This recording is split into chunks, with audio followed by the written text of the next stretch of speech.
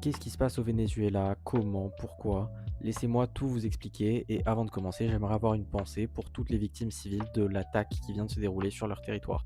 Bon, déjà depuis quelques semaines, Trump voulait récupérer le Venezuela, we want it back. Il parle de leurs terres, de leur pétrole, de leurs ressources naturelles. Ça fait un moment qu'on le sait. Le Venezuela, c'est un pays qui est de tradition chaviste, c'est-à-dire un courant politique plutôt à gauche, euh, qui représente même l'aile la plus à gauche d'Amérique latine, hormis Cuba en Amérique centrale. Et c'est un pays qui est clairement sorti de la zone d'influence américaine. Or, on le sait, la doctrine Monroe des États-Unis, c'est une doctrine ultra-impérialiste d'influence, d'extension et de préservation de leurs intérêts sur le sol des autres nations. Autre signe avant-coureur, il vous suffit de regarder le cours du pétrole. Et oui, comme à chaque fois, la dernière fois que on a eu le cours du baril qui est descendu sous la barre des 60 dollars, c'est-à-dire le montant nécessaire minimal à ce que le pétrole de schiste américain soit rentable, on a eu la déstabilisation de l'Iran par les États-Unis et Israël. En fin d'année, le baril de pétrole est redescendu sous la barre des 60 dollars. On commence 2026 avec un événement qui va déstabiliser son cours. L'élément qui est principalement apporté pour justifier l'attaque sur Nicolas Maduro, son kidnapping et la destruction d'une grande partie des infrastructures de Caracas par les Américains, c'est le narcotrafic.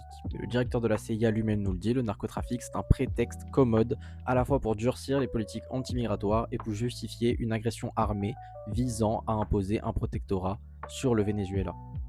Venezuela qui s'était d'ailleurs défendu devant l'ONU en expliquant qu'il ne produisait pas de fentanyl, que certes c'était un lieu de transit pour la cocaïne, mais que contrairement à l'Équateur, premier exportateur mondial, eux étaient inquiétés alors que l'Équateur ne l'était pas.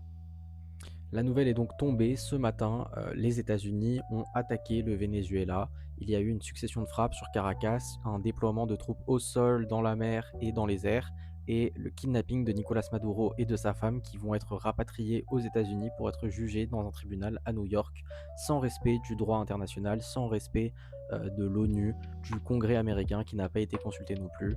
Euh, c'est tout simplement choquant, c'est le retour de Bush et de sa méthode pour envahir l'Irak, enfin c'est terrible. Rappelons tout de même que le Venezuela, c'est le premier pays au monde en termes de réserves pétrolières disponibles. Rappelons également que du coup, les États-Unis vont diriger et s'installer au Venezuela en attendant une transition sûre. Et ils ont également annoncé que leur compagnie pétrolière viendrait sur place pour rebâtir les infrastructures et exploiter évidemment les ressources. On ne parlera pas non plus des terres rares et de l'or qui se trouve au Venezuela. Bref, une nouvelle agression pour voler des ressources de la part des États-Unis. Bon courage aux populations civiles. Bonne soirée l'équipe.